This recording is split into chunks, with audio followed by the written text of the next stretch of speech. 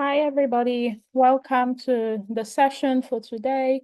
Thank you for joining. We're going to go ahead and start so that we respect the time of our speaker and also the people who have showed up early. If this is your first time here, please go ahead and introduce yourself in the chat. So basically just say your name, your secondary school. If you're a parent of a student, just say the secondary school of your student and then what class you are in. Again, if you're a parent of a student, you can go ahead and mention the class of your student, right? So I'm really excited about today's topic. We're going to be having a really insightful session. I'm just going to go ahead as usual to go run through our agenda, joining of guests. We've done recognition of students in schools. That's what we're in the process of. So please just type in the chat your name, your secondary school, and your class, right? So it helps us to know how wide we're reaching, but also how we can serve you better because there's some information that could potentially be more beneficial to senior school students than junior school students and all of that. Please let me just go ahead and say that this is a very open session. It's very free. So don't be shy to talk. Don't be shy to ask questions. Don't be shy to, of course, don't interrupt the speaker, but don't be shy to, drop your questions. And when we have a Q&A session at the end of the of the session. So please don't be shy.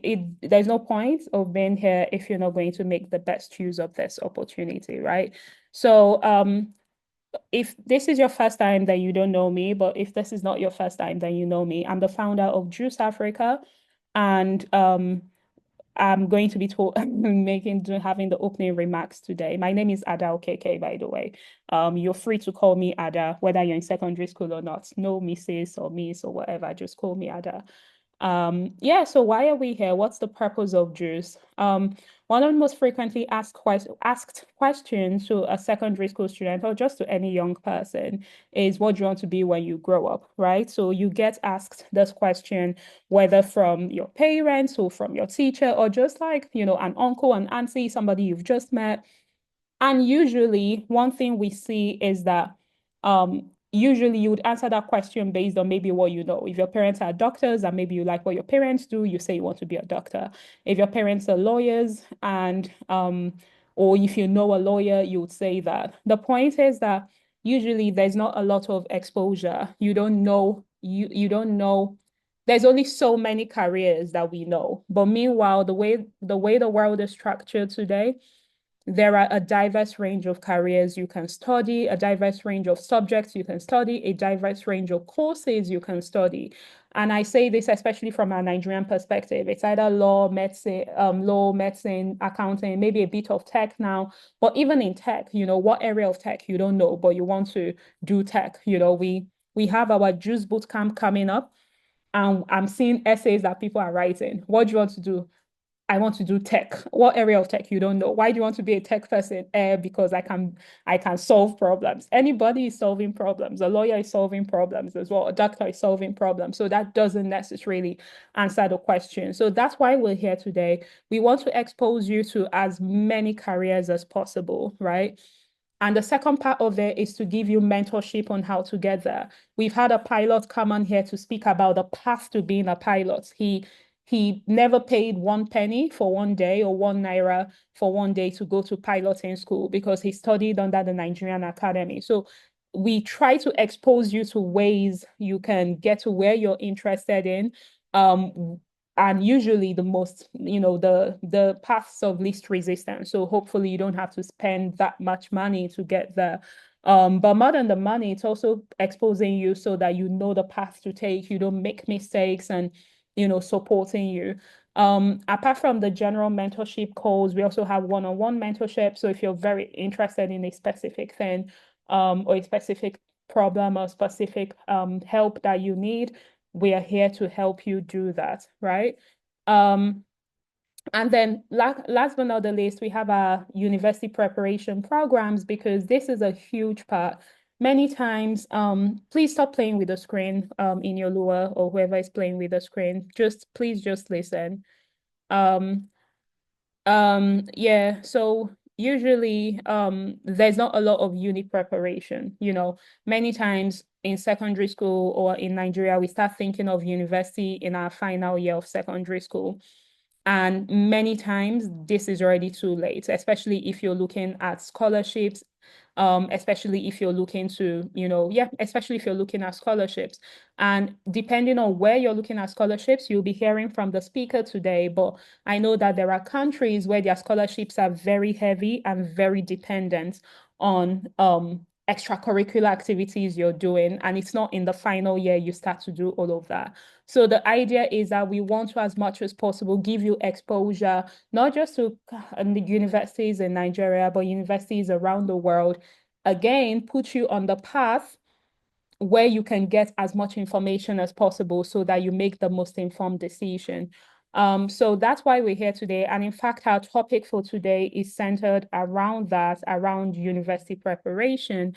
Our vision is to see a Nigeria where the paths of our students are intentionally chosen. We don't want you to say, to dabble and say, oh, JAM gave me this course, so that's why I'm doing it. I applied for medicine, I did not pass it, so maybe that let me now do chemistry. Nothing wrong with chemistry, but the point is we want you as much as possible to intentionally think through your decision. And if you intentionally think through it, maybe medicine is not even what you like. Maybe you like something else.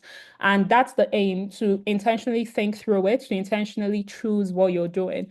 And of course, to know that, you don't have to make a choice today or tomorrow. It's just for you to have the exposure you need to make that decision. Okay.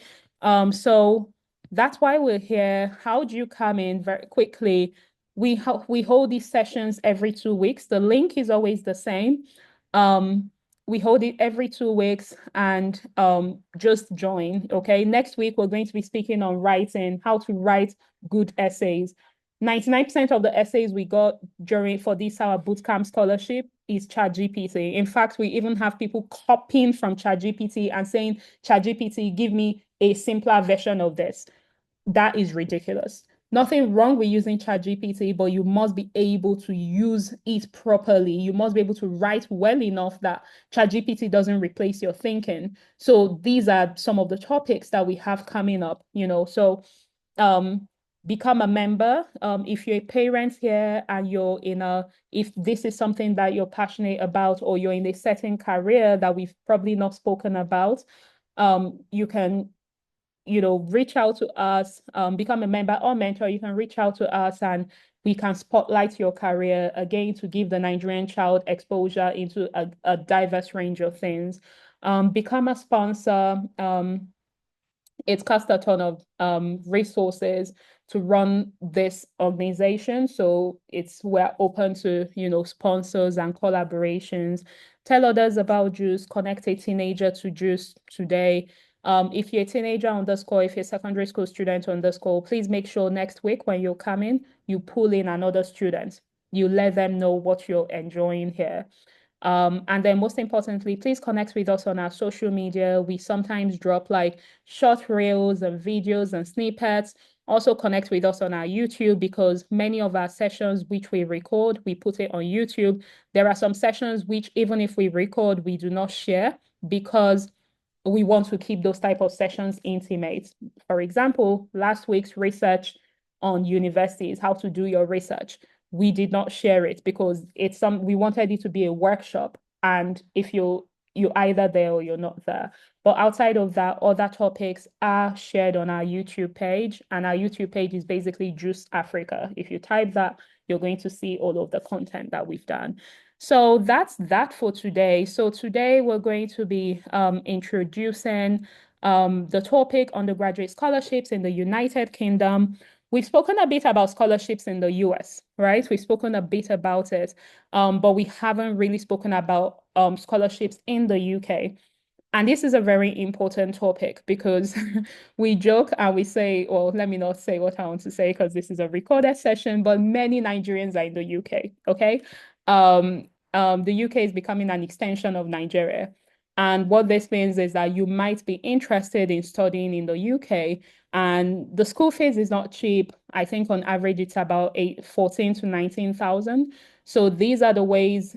What we're doing today is to help you to start thinking about that choice of studying in the UK, and how you can navigate it, how you can get scholarships, or if there are scholarships, or how to think about it, right?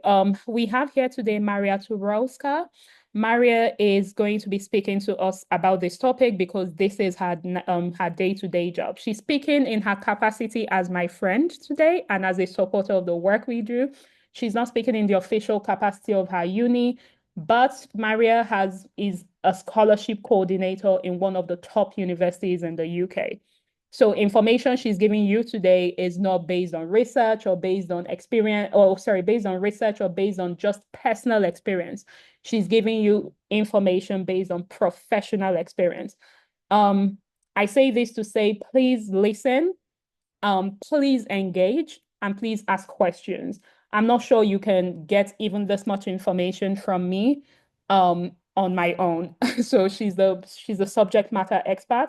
So please listen to her and engage by asking questions to her. So thank you so much, Mary. I'm going to stop sharing so that you can go ahead and share, if that's okay.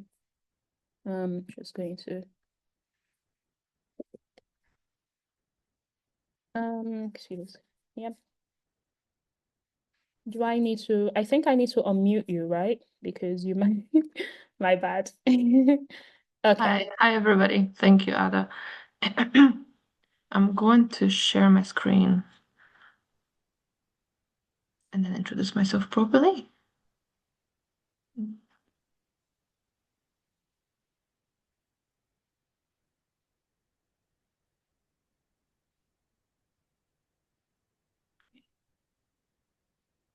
Is this not working? Would you like me to share? Because I think I have your presentation as well. It's okay, just now. Can you see me? Can you see the screen? Yes, perfect. Okay, fantastic. Hello, everybody. So my name is Maria, and I've been working as a scholarship coordinator for about a year and a half now. I'm very excited to be here. I'm very excited about what Ada is doing for the secondary schools in Nigeria. So hopefully this is helpful for you. I get quite distracted if I see typing in the chat, so I'm going to switch that off for myself. But we'll go back to any chat questions at the end for the Q&A session. You can either ask them now in the chat or at the end, or you can talk to me directly at the end of the session. If I think that I've gone through a slide particularly quickly, I'll maybe try and slow down and also check in with you to make sure that everything is clear. But it is pretty straightforward. I'm happy to introduce this topic to you because before I started working in the scholarship team, I was completely clueless. I studied in the UK. I came from Poland and studied in the UK for my undergraduate degree, and I didn't even know scholarships were a thing. So this is very, very helpful. This will be very helpful for you because I find the process is not always as clear as it could be on university websites. Hopefully, this will show you the way.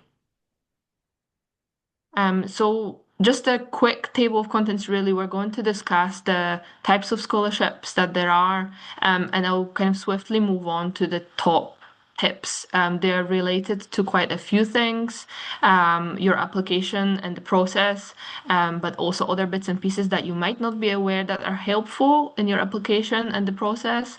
We'll talk a little bit about the timeline of applying for scholarships as well and the selection, and also just the value of scholarships that you can receive in the UK and what's worth considering if you are thinking of coming to study in the UK. So just move right on.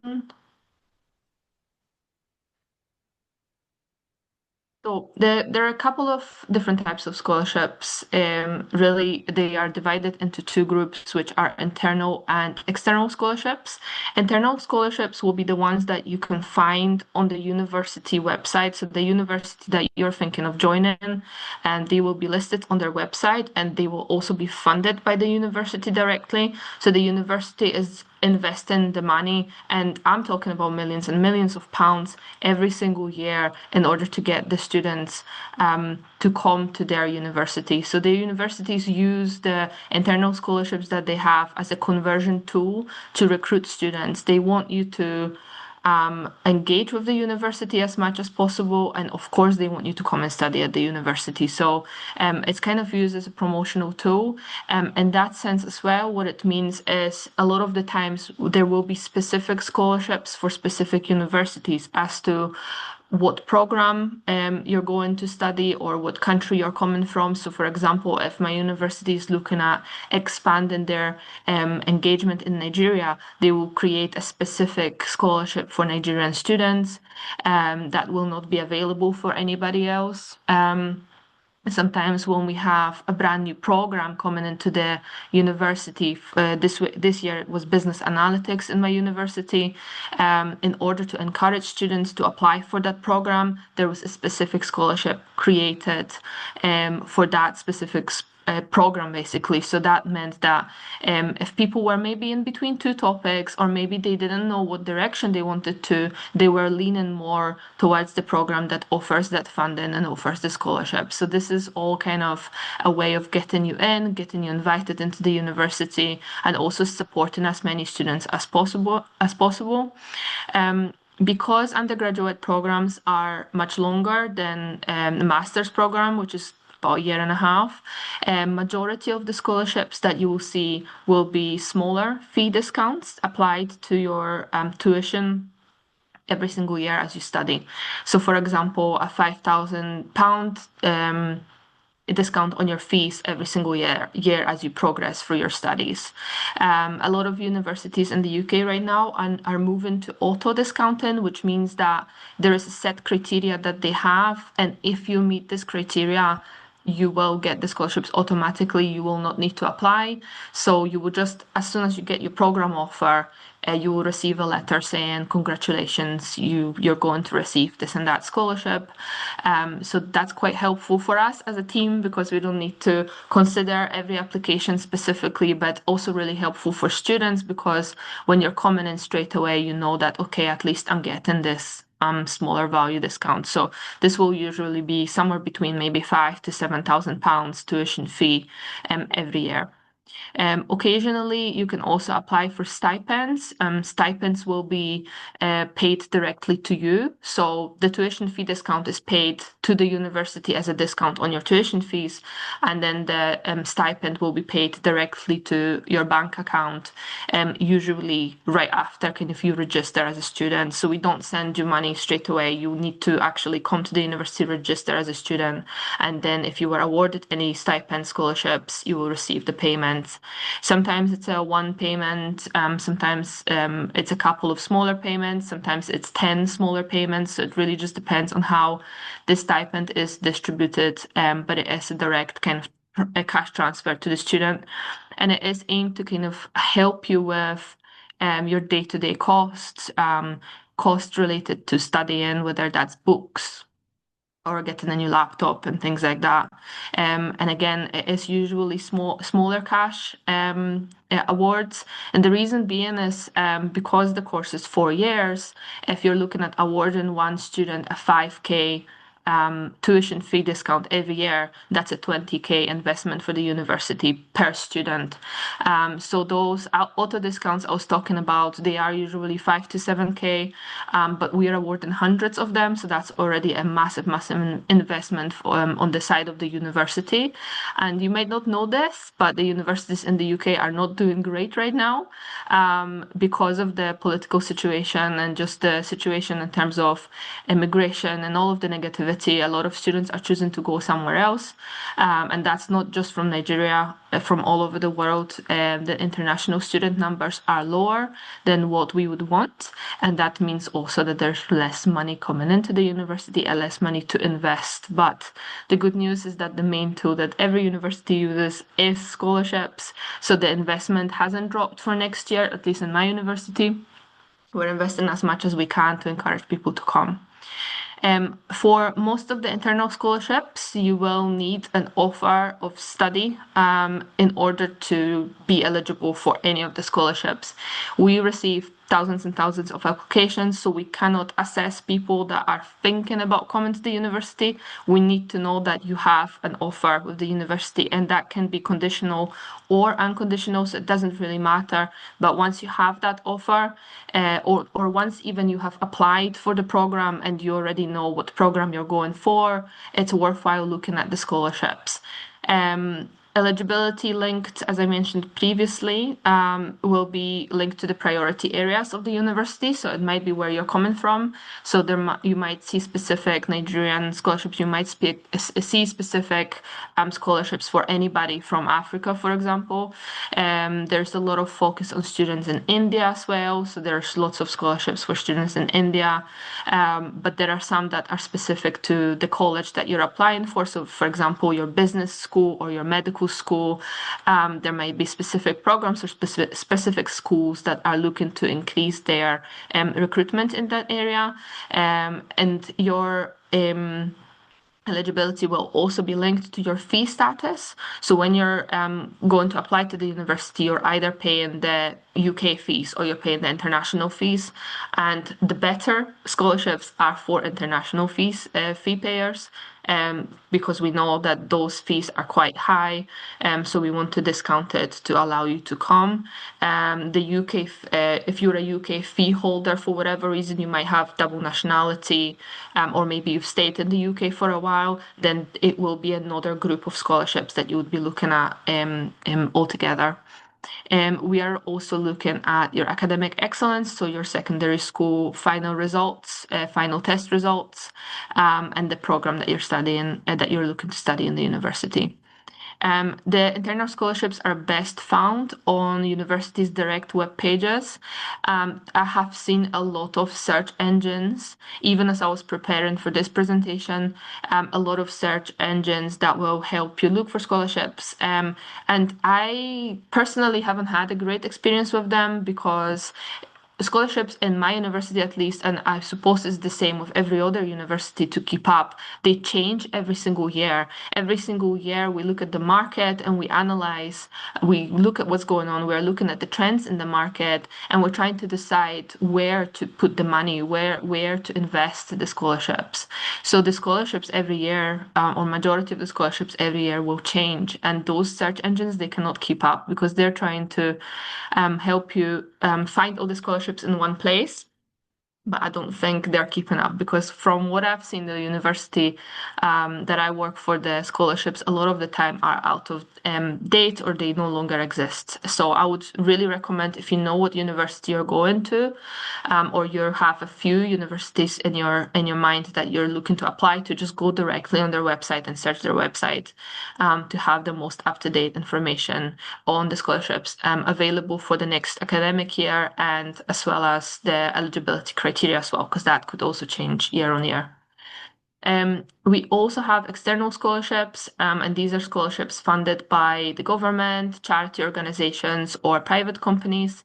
Sometimes they will come to us and they will ask, can you please advertise this for your students? And we will do it. So you'll see sometimes external scholarships on university web pages. But the way you can tell it's an external scholarship, the application process is usually done via the external website. So it will kind of send you a link to apply and it will be done through an external website. So some of the most popular scholarships are the Achievement Scholarship or Commonwealth scholarships. They're mainly, I think, for postgraduate taught and PhD students, so you may not have heard about these yet. But they are big, massive scholarships that offer like full fee waivers for postgraduate students. They're very popular, but the whole application process pretty much happens via their own website and they have their own process listed on the website. So you just need to refer to that if you're applying for any external scholarships. Um, these scholarships, the purpose of them is usually to promote international relationships, strengthen economic areas that need growth, or promote specific businesses or programs. Again, sometimes we'll have, in the UK right now specifically, we're struggling with having planning surveyors and things like that. It's an area that's really needed to grow. So we've seen at least 5 different scholarships this year just for planning masters scholarships. So um, all of them are coming from either the government or private organizations, also offering additional mentoring or offering summer internships and things like that. So those will be kind of sitting more externally with the university partners. Um, I've noted then that most of the external scholarships are offered for postgraduate study. Again, due to the cost that it takes, the university, as I said, we invest millions and millions of pounds every year to get the students to come. Private companies, they obviously think about profit more. So most of the programs that I have seen personally are offered for postgraduate study rather than undergraduate study, but I will not go into that if that's ever needed. A separate session would need to be needed to cover all of that. In terms of looking for external scholarships, I would really recommend Google. Even ChatGPT is quite a good source because it gathers all that information in one place for you. But also organizations specific web pages. You can go to your government web pages. If there is a company you really, really want to work for, go and ask, even if it's not advertised, go and ask. Maybe they have been needing somebody in a specific role and they will be happy to fund your studies. It's better to ask than to regret later on. If you don't ask, you don't get. That's my quote of life, basically. So, just ask. There's nothing wrong with that. And it's the same in terms of internal scholarships. If you're ever unsure, just ask. Ask the recruitment team, or ask the admissions team, or ask the scholarships team, and just ensure that you have covered your ground as much as you can, to get the support. Move on to the next slide.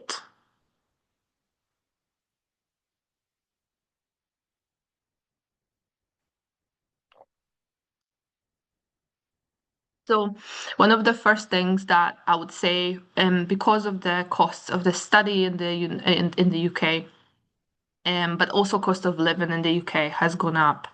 But also one of the things that the government requires when you apply for a student visa is to show that you can afford to come to the UK and that you can afford to live here. So I'm not going to go into too much detail because I do not directly deal with student visas, but some of the scholarships applications may ask you, can you cover the UKVI requirements for cost of living? Or can you cover the remainder of your tuitions? Are you able to afford the remainder of your tuition? Because it is quite a substantial sum, and you are needing to cover that for 4 years. You wouldn't want to come here and then not be able to finish your course because of the cost. So I would recommend to visit the gov.uk web pages. No other web pages. Gov.uk will be the best. It will be the most up to date with all the details. Everything that you need for your student visa is listed there, including the money that you need, including information about your children or your partner or anybody else who might be coming with you to the UK or you wish that would come with you to the UK. I find personally the the visa process on the government website is very detailed and very helpful. But also, the university will have resources for you. They will have teams of people that can help you answer your questions, frequently ask questions on the websites, or chat to somebody, or schedule a call with somebody from the team. If there's something specific that you're not sure about and it's not covered on the web pages, just again speak to us and ask about the details of your student visa applications. There are people there that can help you, and the universities have lots and lots of web pages with helpful information as well. On top of paying for the student visa and being able to show that you can afford to study in the UK, you also are going to have to pay the NHS surcharge, it's called. So it's the National Healthcare surcharge, basically. So that's something that you pay for a year of your visa, per year of your visa.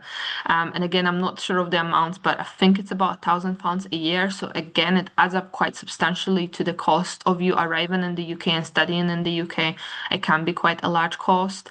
And that's something that you need to cover yourself. Even if you get a full fee scholarships from anywhere, those things, the visa costs, they might be refunded to you later on, or the surcharge might be refunded to you later on. But in first instance, you need to be able to actually cover that yourself, because nobody is going to send you money just as you're sitting there right now just to give you, I don't know, 5 or 10K to do your visa. Because you're not in the UK, you're not a student yet, so nobody's going to do that. So you need to be able to actually show that you can afford to come here, that you can afford to live here, and cover all of the associated costs. And again, it's very well broken down on the website, so I really recommend looking at that in first instance.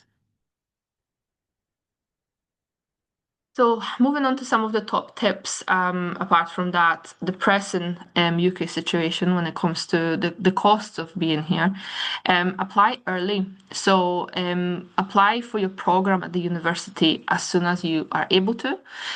You can apply with your predicted grades, and that can later on be updated.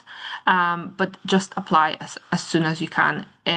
As I said earlier, you will need to have your program offer, whether that's conditional or unconditional, in order to apply for scholarships, the internal scholarships with the university. Most scholarships applications will ask you for your student ID or your program offer ID or whatever else they call it, and you're going to need to have that in order to apply. So you do need to apply for your program as soon as possible. There are different admission timelines. So the admission teams work in waves in terms of making the offers to students. But because of the current situation in the UK, I found that they're trying to work for applications as soon as possible to be able to let students know as soon as possible that they do have an offer. Still apply as early as you can. Don't leave it till later on. We still have students today coming in asking for full fee scholarships or for any scholarships for this common academic year. But majority of the scholarships close around March, April, May time. If you see any scholarships open longer than that, it will usually be the UK scholarships, the scholarships for UK students. The UK market can afford to kind of leave it till much later in terms of making their decisions, but the international market starts much earlier. So please do not take your time. Just do it as soon as you think you know where you're wanting to go. If you have any preference, just so you don't miss out on those scholarships. Engage with the university.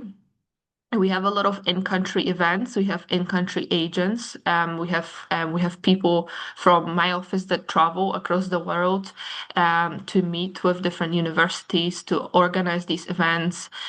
There's lots of online info sessions right now as well, where you can find out about living in whatever city you're coming to, what it's like studying at the university, what kind of support is offered to international students or for your specific program. The recruitment team has a specific job, and that's to recruit you, and their role is to make sure that they get the best quality of students, and your role is to decide which university is best for you. Just because Oxford or Glasgow or Edinburgh seems interesting to you, or the place seems interesting to you, or your mom or dad or cousin or your friend went there, it doesn't mean it will be the best place for you and for your program. There are specific universities that will have strength areas. So if you want to go and study something to do with business, there's Strathclyde University, which is one of the strongest universities in the UK, as far as I'm aware, when it comes to business programs. So again, just don't try not to settle on one city. Try not to settle on one university. Even have a look, have a research, have a feel of the culture of the university. Speak to the people that work there. Speak to the students. There's often an opportunity to speak to students that have studied there or that have received scholarships, and just see how it feels to you. Discuss your own interest, build relationships with these people, and again, ask away. If you have applied for a scholarship and you were told that you're ineligible for it, ask why was I not eligible for it. Some of the scholarships are automated, but it's not a foolproof process. Mistakes still happen. So if you think that you are eligible, just reach out and ask. Um, and again, as I said before, use the university resources available online. You can find information on scholarships, on cost of living in the specific city. So it will tell you roughly what's the recommended kind of income every month in order to live kind of day to day comfortably. Student life, student unions, student support, visa processes, payment processes. So how do I pay the rest of my fees? Accommodation, where will I stay? There are some cities in the UK that are struggling with the housing market right now. So there's lots and lots of resources being put into accommodation services to make sure that students that are arriving here, they have a place to stay. But again, speak to the accommodation team, and find out as much as you can and connect with other students as much as you can.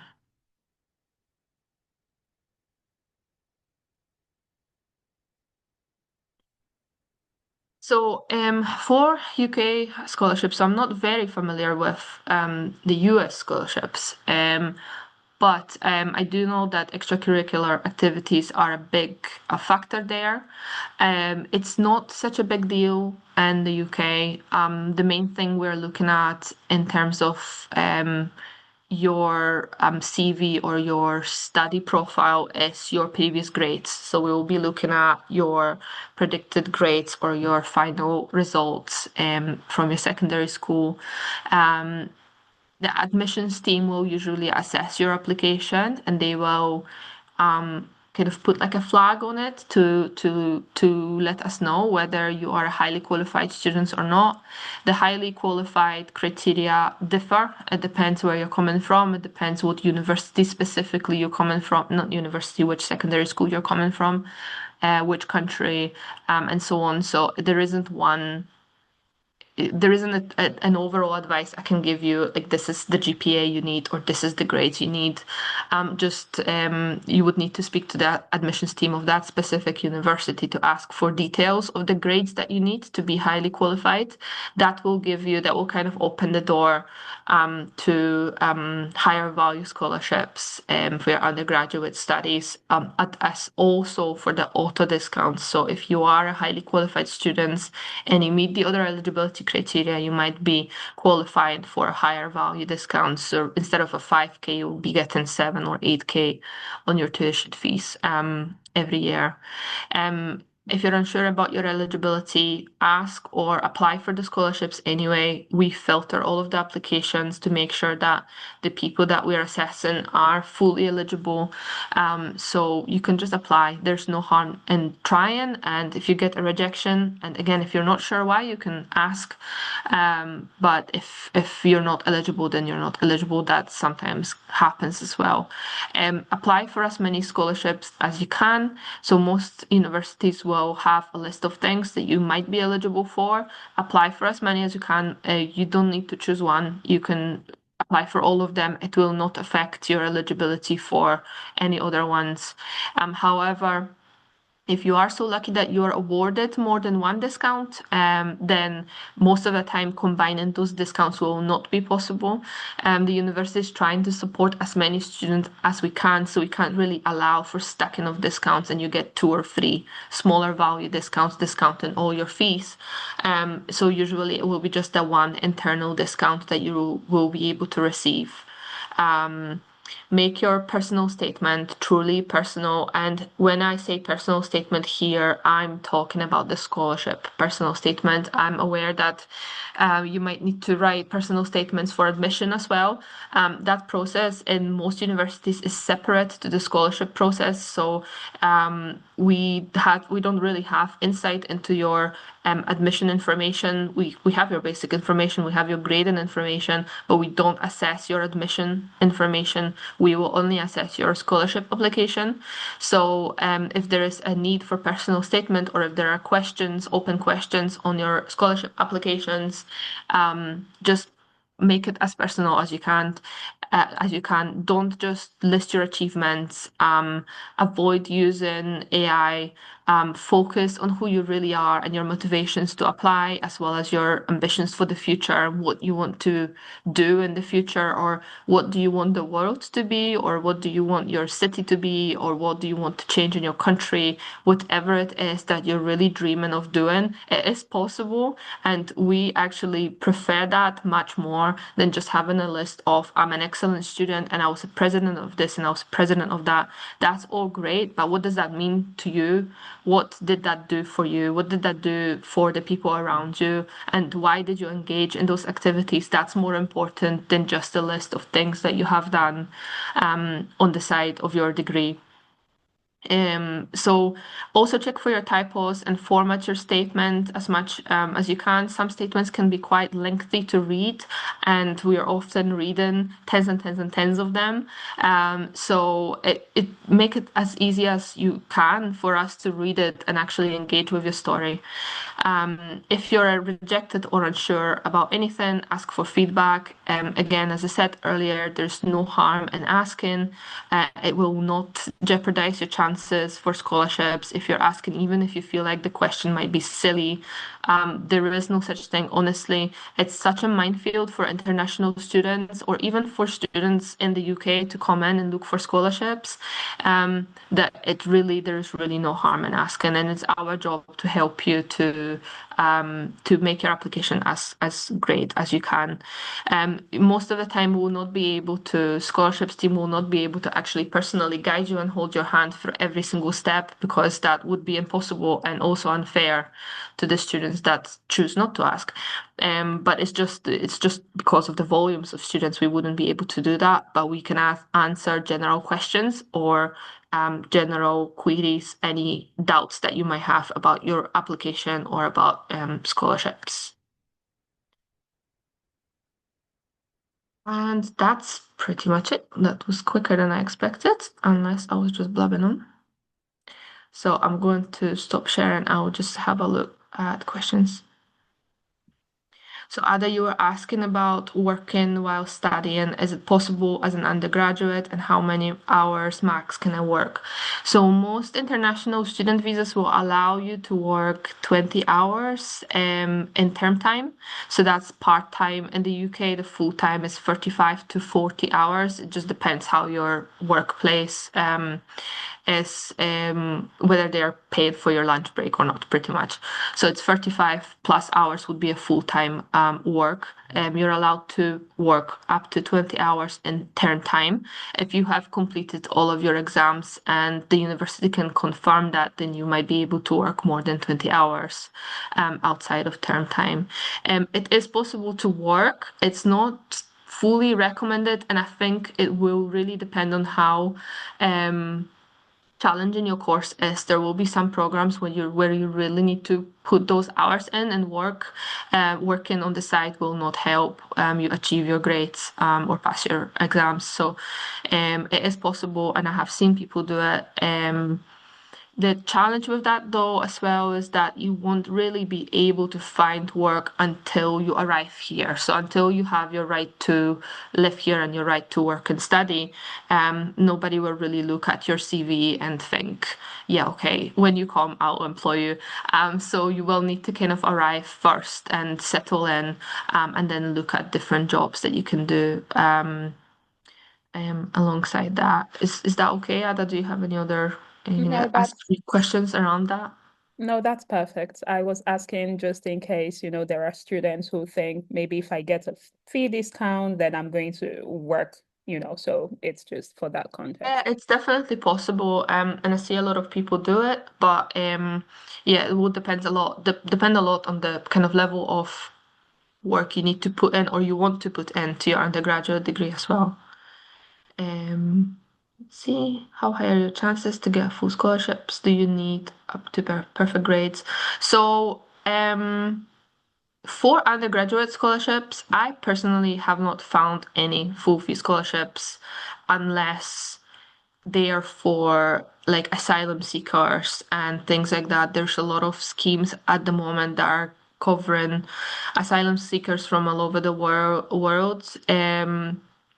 To support people from Ukraine, people from Gaza, or other areas. There's areas all over the world where that's necessary. So they will cover your full fee waivers. But unfortunately, for mostly if you're an international student coming into the UK, you will not be able to find a full fee scholarship. It's such a massive investment per student, as I said, because they would need to cover 4 or 5 years of study for you. That it would really be uh, impossible almost to offer that support to more than one students even. Um, kind of students who is in year two get a scholarship. Most scholarships that we offer are for incoming new students. So again, as I mentioned, we are using the scholarships as a recruitment tool. So if you're transferring from another university even, and you're new to our school, but you're starting in year two or year three, you wouldn't be eligible for those scholarships. There might be some support available. So we do still have financial aid teams within universities. So if you're an existing student, you would reach out to them and let them know what your struggle is. Sometimes it will be personal circumstances. Something happens in your family and you can no longer cover that. But that's a different team. So the scholarship team will usually just deal with new incoming students and recruiting those students into the university. Two questions. What is the pathway for studying medicine in the UK? I'm so sorry, I cannot answer that. You would need to have a look at your university web pages. There is usually a program web page that you can access, that will tell you all the requirements that you need to meet in order to enter that program. Is there a way for current university students in Nigeria to transfer academic units? Again, I'm sorry, but that's very admission related university admission. I cannot answer that question. I wouldn't be able to help with that. Sorry. Has there ever been a situation where a student has an external scholarship and the university they are attending doesn't allow them to have it? So I don't know if there has ever been a situation like that. I can't answer for all the universities, but generally, if you have an external scholarship, that's fine. I mean, for the university, as long as you're paying the fees, we don't really mind whether that's coming from you or whether that's coming from your employer or whether that's coming from a bank. There shouldn't I've never really heard about a situation like that. Again, I wouldn't be able to to answer if that's ever happened. And in terms of, I think there was a question earlier about your chances of getting a scholarship.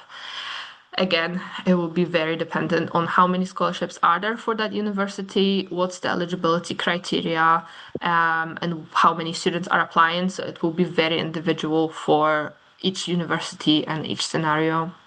When is the best time to start preparing and applying for scholarships?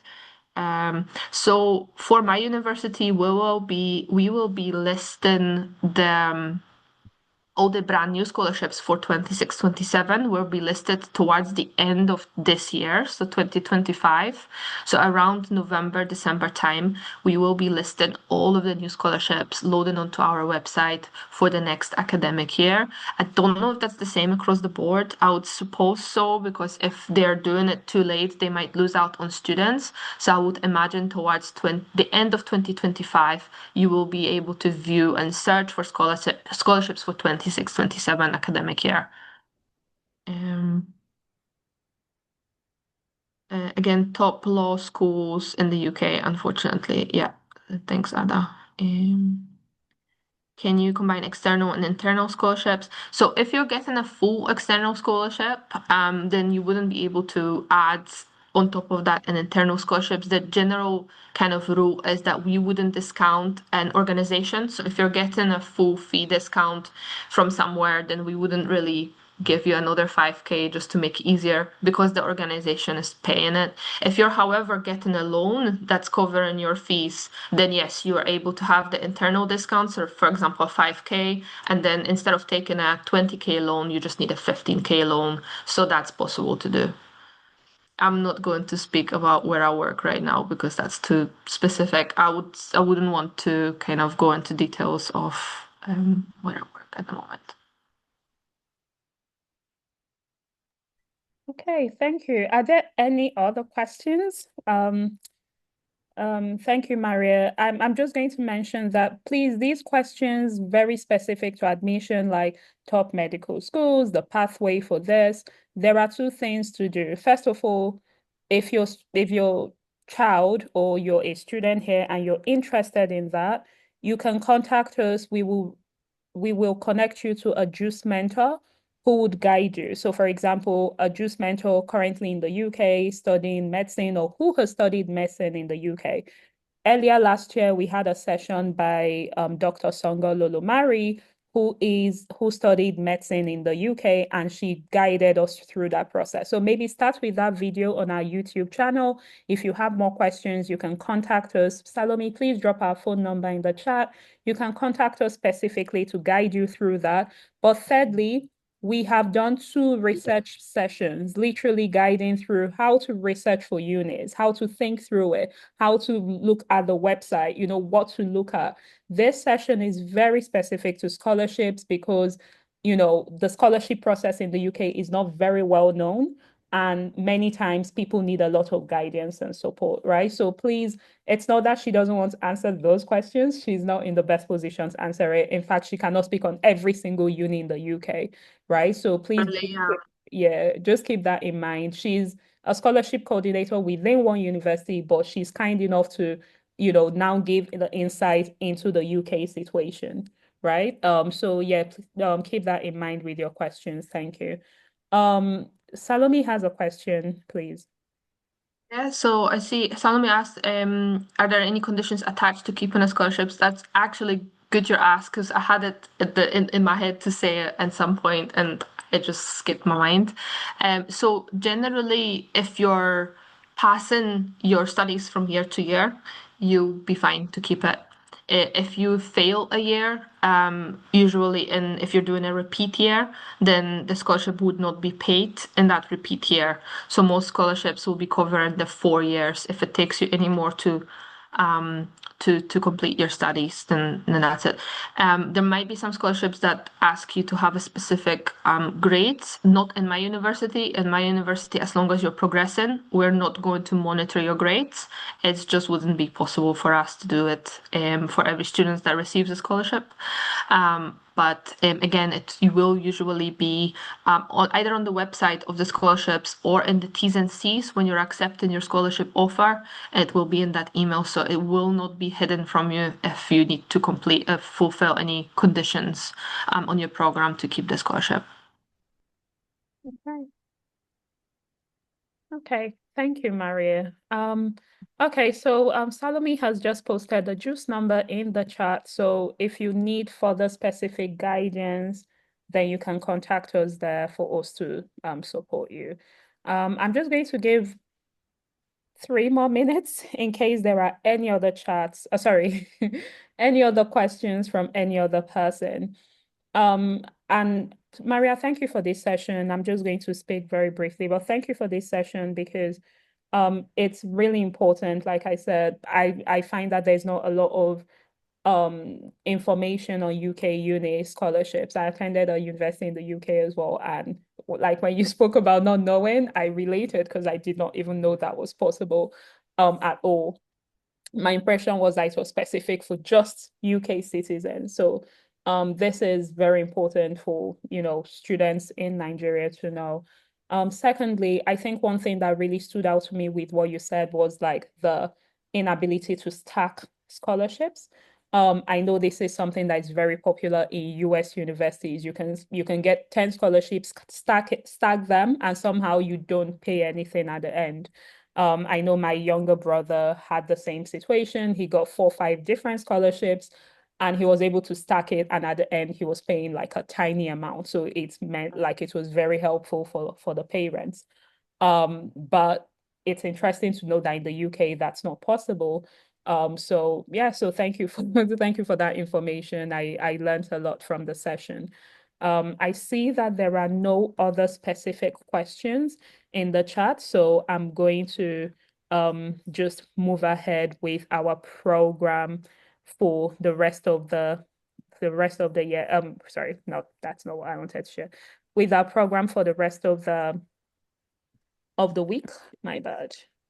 I'm going just to a button and say thank you Yeah, as well. Thank you so much for having me. Thank you for listening. Thank you for all the questions. And again, if there's anything specific, either from students coming and just drop me a message. I'm happy to answer after the session as well. So no problems at all. And all the best to all of you.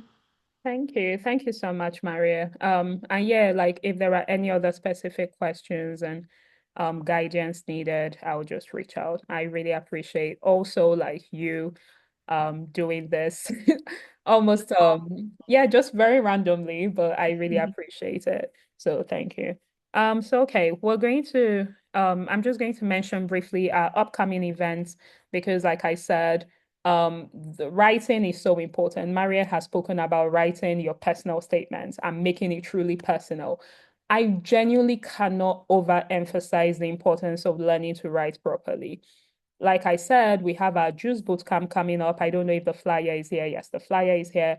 We were taking applications. The deadline, we have it for 18th of July. So you have about 7 more days to apply, or 6 more days. We've gotten over 100 applications. I can tell you free of charge that only 23 of those applications are being considered. Either there are people who just write one line and the essay says in less than 500 words. We have people writing one line, literally some people writing one word. I know one word is less than 500 words, but that is not an essay. The worst are people who go to ChatGPT, enter the question, copy in ChatGPT. There are people even copying the prompt from ChatGPT, saying, oh, do you want a better version of this or a more concise version of this? That is automatically disqualified. And if you listen to what Maria has said today, first of all, universities have tools to spot essays that are ChatGPT written or written by AI. And if you're trying to tell somebody, I want to visit your uni, I want to visit your bootcamp, and you cannot tell them why, if you need ChatGPT to help you, you do not deserve or you should not be in that space because there's someone else who is more passionate and who can express it better. Our next session is going to be given by a professional writer. She's going to be speaking about write it right, basically mastering the art of essay writing. Just to mention, and I really need to emphasize the importance of this. You write essays in secondary school. It doesn't stop there. You write essays to get into uni, you write essays for scholarships, you write essays for jobs. When you're in a job, you keep writing essays, you keep writing reports, you keep writing stuff, you keep applying for anything in the world. There's nothing you apply for in the world that doesn't need you to write an essay. So if you don't get it right now, you're really going to struggle. So this is really important. I'm very passionate about this. This is the second essay thing we're doing within JuCE. The one we did last year was for a scholarship for the Eton X online courses. Again, the essays we got were very scary. I need this to be corrected. and we need to start correcting it now. If you are here and you've applied for the JuCE session, sorry, the JuCE bootcamp, and you know you've written this type of essay, a ChatGPT essay, an essay that is one word, I encourage you to go ahead and immediately rewrite your essay before the deadline. Now, we are giving a grace to people who maybe they don't know how to write or they struggle or whatever. First of all, when I say rewrite, don't go to ChatGPT and rewrite it. We will automatically disqualify it. We're giving a 3-day grace if you attend the session on the 26th of July, because that's after our deadline. If you attend this session on 26th of July and you submit your essay to us by the 29th of July, an updated essay based on the things you've learned from what Teniola will be saying or what Teniola will be saying, we will consider your application again and we might give you a spot on the bootcamp, okay? And just to mention again, the bootcamp will be covering robotics, coding, entrepreneurship, basically how to think of businesses, how to think of business ideas. And please know you don't need to be graduate from uni to start a business. You can start a business even as a secondary school student today. What kind of mindset do you need? What type of tools do you need? Do you need money? Do you need a bunch of money to start? Or how can you start small or start big? How can you access funds? We'll be talking about that. Leadership skills. How do you lead a team? To do anything in the world, you need to have some level of leadership skills. Communication skills, very important. And communication even again goes to this writing. Can you put into writing the things you have in your head? Communication, presentation, and all of this is going to be done in form of a game. We don't want you to come and copy notes. We don't want you to come and be writing loads of notes. We want it to be very interactive, very fun, like a game. So this is going to be a very exciting boot camp. Like I said, the deadline is on the 18th. Please note that don't wait to attend the session on 26th and now say, oh, I'll submit after. We are only considering the people who have written very poor essays. We are sending an email to them saying, please attend this session. If you attend the session, we give you a 3-day grace. But if you've not written an essay from the beginning, I'm sorry, we cannot consider. And we're doing this day of grace, this 3-day grace, because we understand that there are students who don't know better. In fact, we notice that many of the not bad, I need to use a better word, many of the substandard essays or many of the struggling essays came from a certain school. There were many other essays that either used ChatGPT or something, but there was a specific school in a specific part of Nigeria that those essays came from.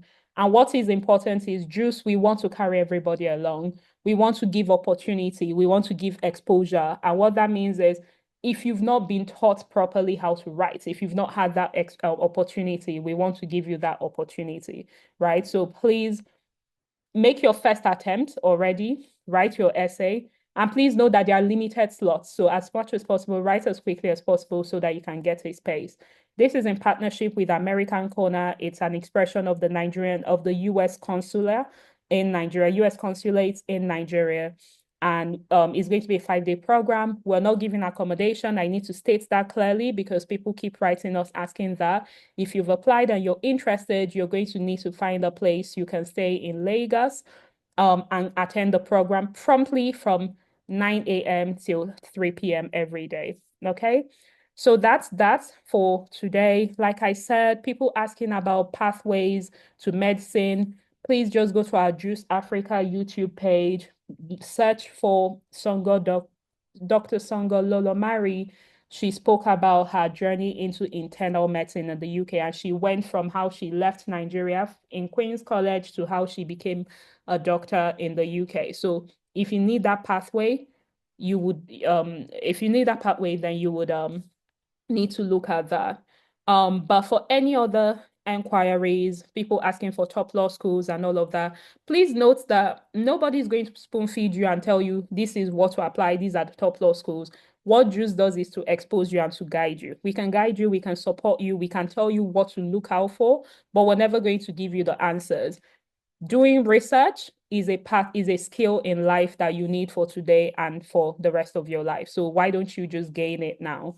Okay, so this is the rest of our social media. Please follow us on IG especially, we post a lot of things on IG and our Facebook. And JuCE Africa YouTube, we post sessions like this. So when after a few days, this session will go up on JuCE Africa page, and then you can go back, refresh your memory, and learn. Other than that, I really want to wish everybody a very lovely weekend. Thank you for joining. Thank you for the questions and the interactions. Thank you so much once again, Maria. This is such an incredible opportunity. And we're really grateful for it. And yeah, to the rest of everyone else, thanks for joining. Thank you, Salome, for the good work that you do. And yeah, everybody have I think there are things in the chat. Salome, is there anything I need to look out for? Um, Let me go to the chat. Thank you, Maria. Thank you. Any contact info, please contact Ada /JuCE directly. She'll direct. Yes. Yes, please. Any questions you have to come directly through us before we connect you to Maria. So please make use of our number that we've shared. Or actually the number is currently on the page, and or our email, any of that, we will contact you within the same day. Will the slides be shared? The recorded session will be on our YouTube, and we can share slides. Maria, if that's okay with you, we can share slides again on our on the JuCE Africa WhatsApp group. So yeah. Is the application for the bootcamp closed? No, it's not. It closes on the 18th, like I said, and to read to register, please just go to JuCEAfrica /bootcamp sign up, right? So our juiceafrica.org, our normal website, and then /bootcamp sign up, right? The registration link is on the flyer. Thank you. Thank you very much, Aniesa. Thank you, Marty. And thank you, everybody. We are really grateful for the interaction and your time. Have a lovely weekend and see you on the 26th of July. Even if you haven't written an essay that isn't perfect, even if you think you're a good essay writer, you can always get better. So please attend that session and gain as much information as you can. And a way of starting a business while you're a student is to be writing. Is writing. There are people who literally pay people to write for them. All the content creators, the skit makers, the people, they literally have writers that they pay very well. So if you think you're funny and you don't know how to channel it, become a content creator, writer, right? So that's that, but you need to write well. You need to communicate that properly. There are people who pay people to write books for them. They just put their name at the end. These are ways in fact, there are people who write short stories, and there's this website in Nigeria, seller.com, I think, or .co. The founder of Seller is going to be one of the speakers at the boot camp, right? But the point is, you can write short stories, put it on Seller, and people pay you 500 naira here and there, 1,000 naira, but you're making money for stories. Now, if you break down that story into part one, part two, part three, you find that when you've written part one and everybody's excited, then they're telling you, when is part two coming out? When is part two coming out? You bring part two, you say now it's 700 naira, it's no more 500 naira. The point is, you can make money even as a student. You don't need to be waiting till you graduate and you start applying and looking for CVs. These are ways you can already build a source of income. Parents that are here, if your child is a writer, if your child has that creativity, please encourage them to seek ways to, first of all, perfect their craft, put it in a way that people reading it want to interact with it by attending this session, and then next start looking for opportunities to actually make some money off of it. And that's why, again, this bootcamp is very important. We're going to be teaching you how to share your ideas, become an entrepreneur, even as a secondary school student, and of course, positioning you for your future. Okay, thank you so much, everybody. It's been a great session. I'm really grateful for everyone that showed up, and thank you so much, Maria. Have a lovely day, everybody. Take care. Bye-bye.